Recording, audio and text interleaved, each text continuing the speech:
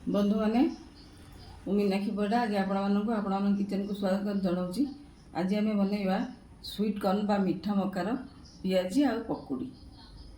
से उपकरण नहीं पियाजी टिके बंधाकोबी पियाज 5-6टा लंका कटा रसुण छेचा अदा छेचा अल्प दिहब आ धनिया पत्र इधर अल्प अध कप रु टिके बेसी पानी देछि आपको से सिझेदेवा। गोटे हुइसिल आसला परे मकाटा को टिके सिम करदे आम 2 मिनट खंडे तापर से आपे आपे सिझीज। 50 ग्राम मसूर डाल की भिजेकी रखी एतिकी है। मसूर डाल आम बनवा पकुड़ी आ बेसन दे बनवा पियाजी। एवं मसूर डाल की पेशी नवा ग्राइंडर रे डालीटा को दर दर बटा कर पेशिवा। खूब कम पानी देवा, बेसी पानी देले से पानी हो कम पानी देले से दर दर बटा हम ए पियाजी हाँपाई भल लगे। दर दर बटा हो देखु गोटे गोटे जाई अच्छी आ गोटे बाटी एमती हेल्ले पियाजीटा भल लगे। ये कॉर्न को सीझीगला मुझे छड़े देती आपको भी ग्राइंडिंग करनवा। कॉर्न को बाटी देली देखो एमती बटा है पूरा प्लेन है कि पूरा दरदर रही। एथि मु अधा पकुड़ी पे रखी आ अधा पियाजी पे। यहाँ आम पियाजी हम मसूर डाल मधे अधा पकई दूँ।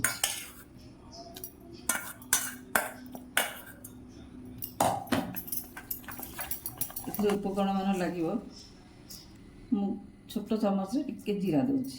जीरा टे सब हजम करे भल भी लगे।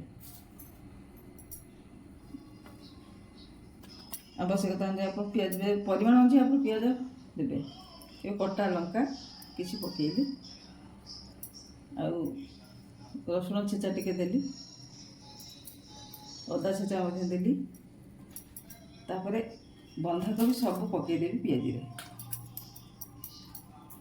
एतिकी बंधाकोबी कटा नहीं सब पियाज रे पकईदेवी। तापर किसी कटा चुन चुन कटा धनिया पत्र हजम भी कर टेस्ट भी बढ़े।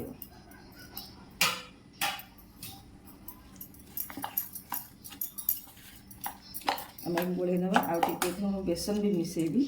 बेसनटा धरने सुविधा हम। ये आवश्यकता अनुसार लुण आपण मैंने देवे।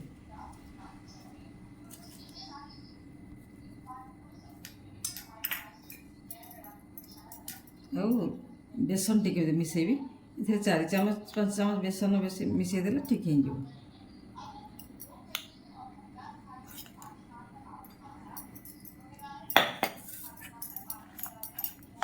पियाजी आनाटा बेसी पानी हवा दरकार नुहे तेणु मुझे मोटे पानी दौना। कोबी तो टे पानी लगे पानी ये बटार भी पानी अच्छी किसी समय मुझे छाड़देवी गोलैक।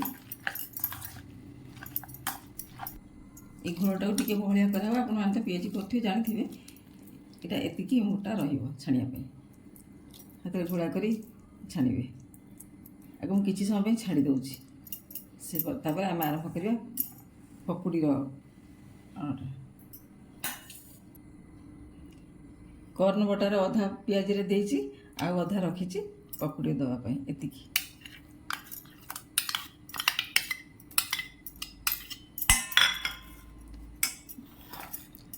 बटा कॉर्न अनुसार आम बेसन कम बेसी करके नवा।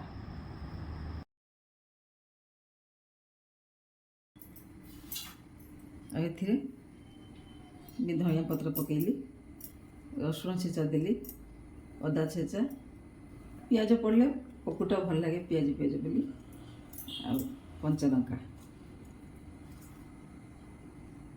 पिला जब घर थे भी आप बेसी कंचा लंका पकईबेनी। ये पकुड़ाटा गोल नवा।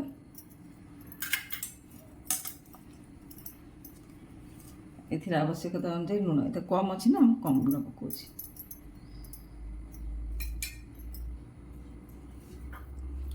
जीरा भी टिके पकाऊँ। जीराटा सब पकईले भल लगे आ हजम भी करे।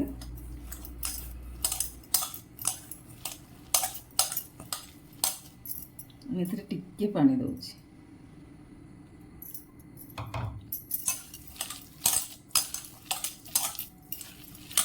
ବସିଗଲା ପରେ ଦରକାର ପଡ଼ିଲେ ଆପଣ ଆଉ ଟିକେ ପାଣି ବି ମିଶାଇ ପାରନ୍ତି।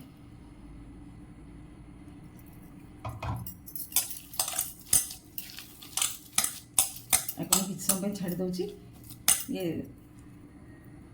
ଟିକେ ଫୁଲିଗଲେ ଆମେ ତାକୁ ଛାଣିବା।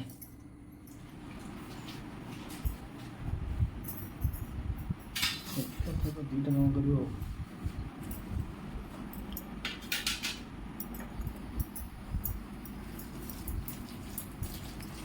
ଦେଖିବେ ଏଇଟା ନା ନା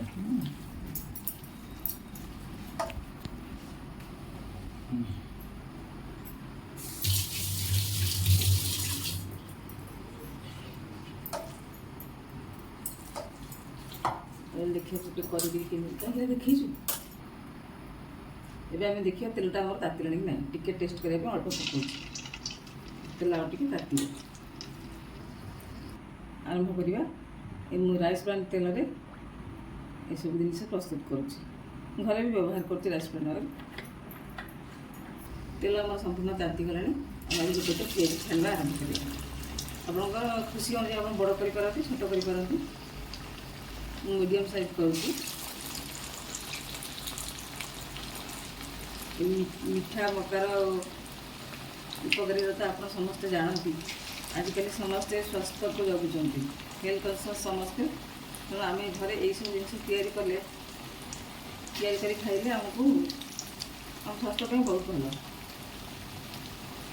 ଏବେ ଆମେ ଗୋଟେ ଗୋଟେ ତାକୁ ଉଲଟେଇବା, ଦେଖିବା କେଉଁଟା ହେଲାନି କେମିତି। ହଁ ଦେଖନ୍ତୁ ସୁନ୍ଦର ଭାବରେ ବେସନ ଟିକେ ଆଦିରେ ମୁଁ ଦେଇଛି ମସୁର ଡାଲି ଆଉ ମକାକୁ ବାନ୍ଧି ରଖିବା ପାଇଁ। ଗୋଟେ ଗୋଟେ ଜିନିଷ କେତେ ପ୍ରକାର ଆଇଟମ୍ କରିପାରିବା। ରୋଷେଇ ସମୟ ତ ଗୋଟେ ପରୀକ୍ଷାଗାର ଲାବୋରେଟୋରୀ କହିଲେ ଚଳେ ଆଉ ଗୃହିମାନଙ୍କ ପାଇଁ। ଆମେ କ'ଣ କ'ଣ ଜିନିଷ କରିକି ଆମ ପିଲାମାନଙ୍କୁ ଆମ ପରିବାର ଲୋକଙ୍କୁ ଖୁଆଇପାରିବା, ସେଇଟା ଆମର ଏକ୍ସପେରିମେଣ୍ଟ ଉପରେ ନିର୍ଭର କରେ। ଏବେ ଆମେ ପିଆଜ ଗୁଡ଼ିକ ଆମର ହେଇଗଲାଣି, ଆମେ କାଢ଼ି ନେବା। ଏମିତି ଟିକେ ରଖିଲେ ଏମିତି ତେଲ ଗୁଡ଼ିକ ନିଭିରି ଯିବ କଡ଼େଇକୁ, କାଢ଼ି ନେବା। କେତେ ସୁନ୍ଦର ହେଇଗଲା। ଆପଣମାନେ ଚାହିଁଲେ ବଡ଼ ବଡ଼ ସାଇଜ୍ କରିପାରିବେ, ଆଉ ଛୋଟ ସାଇଜ୍ କରିପାରିବେ, ଛୋଟ ସାଇଜ୍ କରିପାରିବେ, ମିଡ଼ିୟମ୍ ସାଇଜ୍ କରିପାରିବେ। ଏବେ ଆମେ କରିବା ପକୁଡ଼ି। ପକୁଡ଼ି ବନେଇବା। ପକୁଡ଼ି ଗୁଡ଼ିକୁ ଛୋଟ ଛୋଟ ପକାଇବା। ପକୁଡ଼ିରେ ତ ଆମର ଦିଆହେଇଛି ବେସନ ଆଉ ସୁଇଟ୍କର୍ଣ୍ଣ। ପିଆଜରେ ଦିଆହେଇଛି ବେସନ, ସୁଇଟ୍କର୍ଣ୍ଣ ଆଉ ମସୁର ଡାଲି।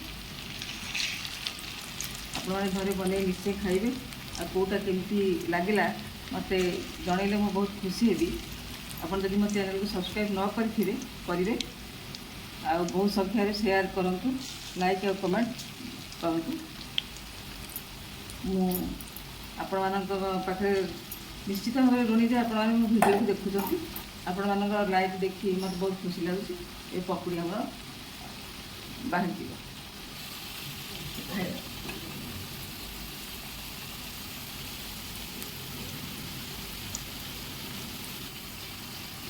ପକୁଡ଼ିରେ ମୁଁ ସୋଢ଼ା ଖାଇବା ସୋଢ଼ା ବି ଦେଇନି, କି ପିଆଜରେ ବି ଦେଇନି, କିନ୍ତୁ ଏଇଟା ତ କ୍ରିସ୍ପି ବି ହେବ। ଆଉ ପକୁଡ଼ି ଟିକେ ଦେଖନ୍ତୁ ଫୁଲି ବି ଯାଇଛି।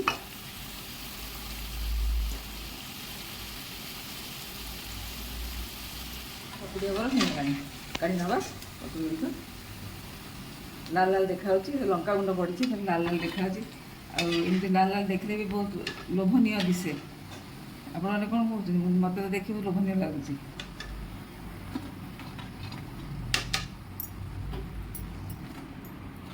ଆଜି ତିଆରି ହେଇଛି ସୁଇଟ୍କର୍ଣ୍ଣ, ମସୁର ଡାଲି ଆଉ ବେସନର ପିଆଜି, ଆଳୁ ମଟର ତରକାରୀ ଆଉ ବେସନ ସୁଇଟ୍କର୍ଣ୍ଣର ପକୁଡ଼ି।